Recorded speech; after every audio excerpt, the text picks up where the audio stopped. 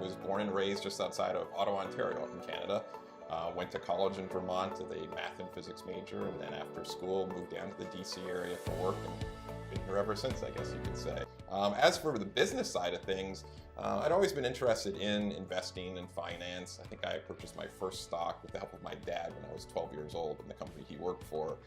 So I always kind of had that investment mentality, I guess you could say. Our office started as Voso Financial Advisors back in the 80s. So a lady by the name of Deborah Voso started the firm as a sole practitioner, just like me. And then she grew the firm over time. I started my career down in Bethesda with a different firm, but that was going more the corporate route. I was looking to become more independent. So Deborah and I were introduced to each other. It was kind of the perfect fit. She was looking for a number two. I was looking to join a more independent firm. I think if I remember correctly, we interviewed on a Friday morning. She offered me the job Friday afternoon, and I started Monday type of thing. So it was kind of a perfect scenario. And then eventually Deborah retired. We transitioned the firm over to new ownership and myself.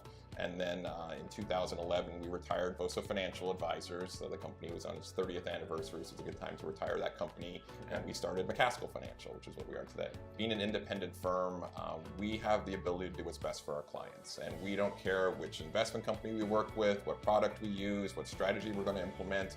The goal is really achieving what's in the best interest of the client, which is very important. When you start to deal with some of these larger corporations, I guess you could say, they're goals are somewhat biased towards the company rather than the client. So we prefer being independent because that way our advice is completely unbiased. What really drew me to Frederick was the kind of the small town feel of Frederick, but access to big city life.